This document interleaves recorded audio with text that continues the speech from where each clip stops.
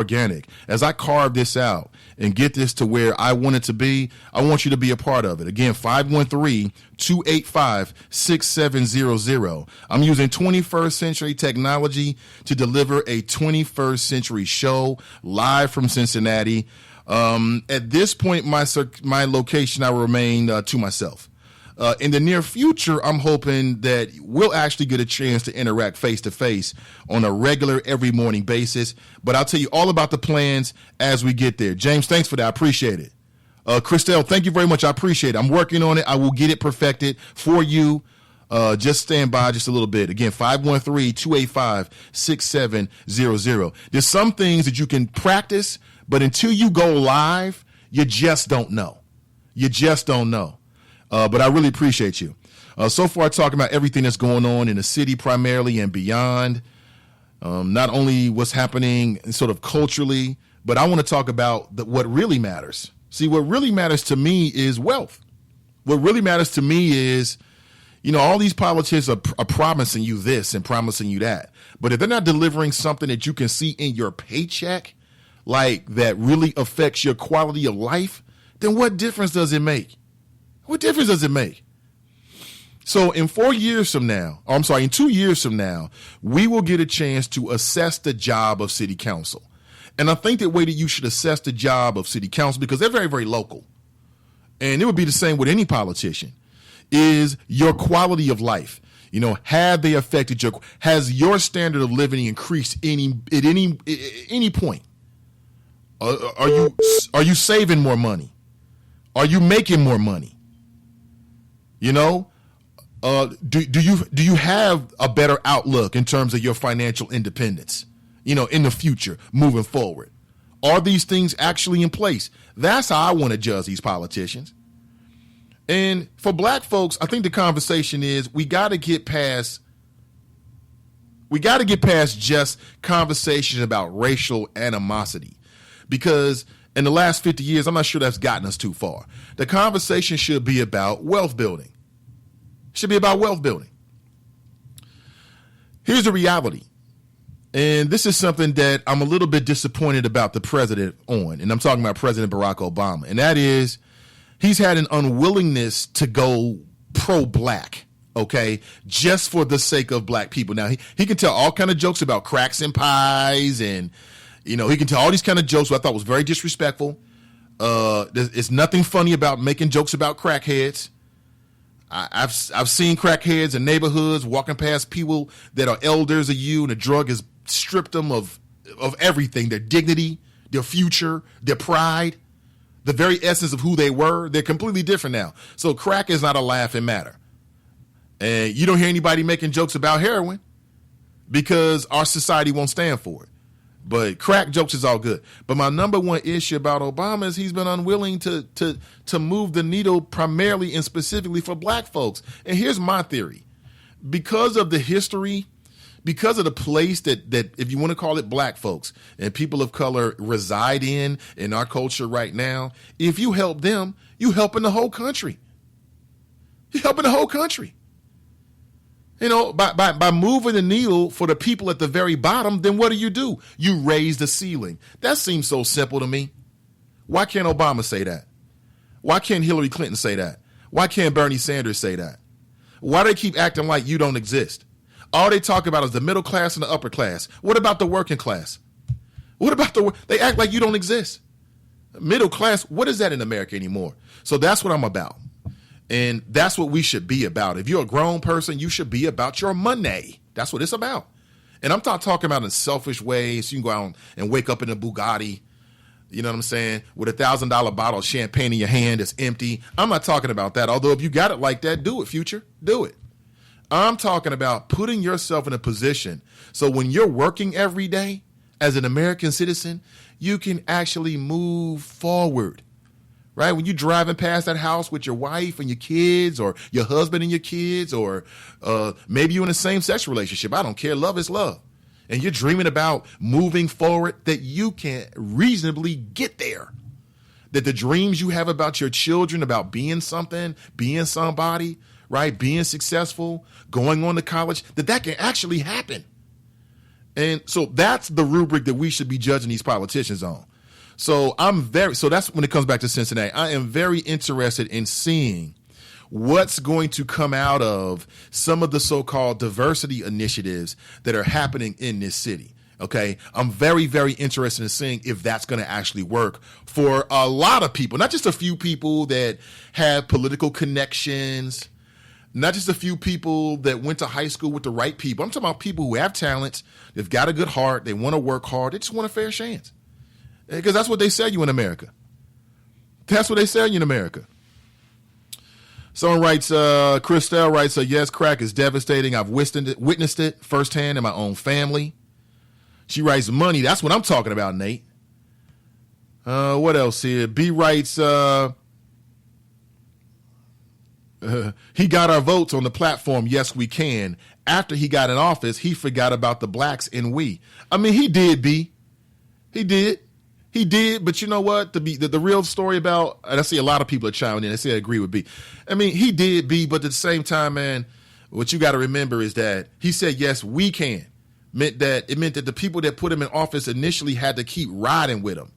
Okay? People voted for Obama in 2008. I talked with these people over the years. I've asked people. I'm talking about smart people. People with big hearts that really care. They said, listen, I voted for Obama in 2008. I've asked them, well, did you vote for him in 2010 during the midterm elections? Here's what they said. Crickets, no. Okay, well then that means you're setting up the man for failure. What happened in 2010? You had a Republican revolution. And they rolled in and tried to make things as difficult as they possibly could. And it worked. Simple as that. And it worked. Corey writes, yeah, positioning your family for success. That's what it's about. That's what it's about. It's about positioning your family for success. And to me, in America, that's wealth building. If you can hear my voice right now, and you've got any kind of good health and you've got some kind of intelligence, then you can coalesce with people that you know, family members. Perhaps you start small. Perhaps you got humble beginnings. But you can get there. That's how they got there. That's how these other folks did it. It's very, very simple. But, you know, there's a level of mistrust in some communities.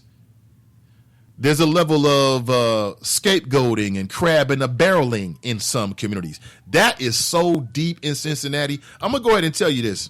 Black Cincinnati is Black Cincinnati's problem. Black Cincinnati is Black Cincinnati's biggest problem. And here's what I mean. There's a lot of good people in this city. And what's interesting is in the last couple of months, I've met a lot of them. People have really revealed themselves to me on both ends. The problem is there's too many of these sucker MCs. They mad because their life didn't turn out the way they wanted it. They don't want to see the next man or woman come up because they feel like it should be them. You know, it's an element of racism after all these years as well, where, you know, you got some folks, man, they live and breathe to try to hold a brother down. And they might be brothers and sisters. It's just in them. It's just in them. And that runs rampant in this city so deep. If you live in Cincinnati, tell me that I'm wrong. Send me a text message right now and tell me that I'm wrong. You cannot. And if you say, well, I don't know if that's true, Nate, just keep living. You're not old enough. You just don't know yet. Keep living and you'll see for yourself. So if that's the case, that means that Black Cincinnati is Black Cincinnati's salvation. You can turn this around. And I think you start with your own family. Start with your own family. Listen, there's a lot of needy kids out there that need to be adopted. But unless you're in a position to adopt a child, don't go try to adopt a child. Adopt your niece. Adopt your nephew. Adopt your cousin. Adopt your uncle. Adopt your auntie. Build your own foundation with your family. Blood is thicker than water, but you gotta embrace any relationship. You gotta invest in any relationship, even with your family. What's wrong with that? Stop me when I'm wrong. That's what needs to happen. You might not be in a position to go to the Boys and Girls Club and read with kids, but don't tell me you can't do that for your cousins, your nieces and nephews, your brothers and sisters' kids. Of course you can. Start there. Start there. If you know you got somebody in your family and you know they got some young kids and they struggling with babysitters, you step in there. Okay? Now they pay you. Now what happens is the black dollar is recycling inside your own family. That's what other folks are doing. That's what the Koreans are doing. That's what the Arabs are doing. That's what they all do. Why can't we do that? And see, it doesn't have to be about just race. I'm talking about people who have common interests. If you have a common interest, that's the tie that bonds. Okay? So 2016 can be your year. I'm going to make 2016. 2016 is already my year. Just by kicking off this show, going from an idea to actually doing it, 2016 is already my year. Just by connecting with other individuals that were willing to invest in this show from the beginning. People who are willing to get behind this show from the beginning. 2016 is already my year. Make it your year. We're going to do it together. Make it your year, but start with your own family. You might not be in a position to go to the Free Store Food Bank and pass out holiday boxes, but you know somebody in your family struggling. Hold them down. I'm sorry, lift them up. Lift them up. That's where it starts. Start with your family. Start with your son and daughter. Make sure your son is tight. Make sure your daughter is tight. Okay? Make sure you got a wifey? I don't understand these dudes, man. You got a beautiful sister over here. You want to dog her out. I don't get it. Don't get married. What's the use of being with a woman if you're not going to extract, right, and allow her to give you everything that she can? I see a lot of brothers get caught up with this he-man, I'm the man, run it stuff. That sounds good, but two heads are always better than one. I'm telling you, the wifey is my best partner in life. She is my partner for life in everything I do. She's the co-executive producer of the show. She hears all the ideas, all the triumphs, all the tribulations. We go through it together. These dudes out here run around, they won't allow their woman to bring their talents into the relationship and vice versa for your man. It's real simple. Life is what you make it. It's real simple. It's real simple. If you mad about the criminal justice system, you know it's corrupt. You know the criminal justice system is corrupt. Well, then if you live in that lifestyle, and you in the game, whatever it is, and it's something illegal, then make sure you got some money to the side so that when you go to jail, you don't have to put a burden on your family to put money on your books. It's simple. I'm grown, you're grown. I'm not here to tell you what to do, right? With your life. I'm just here to tell you, how to do it right. If you're going to live that life, live that life.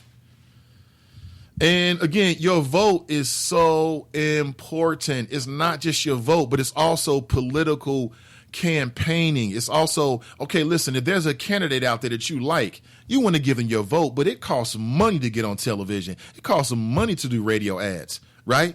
It costs money to do these things. And if you support somebody, then that's how you have to show your support. Yeah, I'm not saying break the bank, but what I'm saying is there's a level of the political game that we just ain't getting. We just not into it. So here's what I mean. This morning, I'm reading that the Congressional Black Caucus is backing Hillary Clinton. Why? Backing Hillary Clinton for what? Why? Because you think she's going to win and you want to sort of curry some favor for her? It's ridiculous. Letty writes, more text message. More of you, less of me. Letty writes, Nathan, black family have major problems with not supporting and advocating for children. We have children who could not read and write nor count. Let me stop right there. Now, how do you have a child that can't read, write, or count? Think about that for a second. Show me a child who can't read, write, or count, and I'm going to show you some parents that's not on top of their game. Now, what if the parents can't read, write, or count? Well, then now what you're doing is you're compounding problems. Now you're compounding problems. These are self-inflicted wounds. That's why I said birth control. I'm talking to the men out there. I'm talking to women out there. You control that. Condoms. Diaphragms, spermicide. I mean, the list goes on and on. Plan B. The list goes on and on and on. I mean, the mechanism is up to you. Control it. Have the child when you want to. Letty writes, we have poor attendance with parents who will not come to parent-teacher conference. Okay, let me stop right there. Whose fault is it if parents don't show up to the parent-teacher conference? Is it the teacher's fault? Is it the administrator's fault? No, it's mom and dad's fault. Why are you having children that you want to send to school and you're not willing to go to the school and work with these people to the betterment of your child. I used to work in the Cincinnati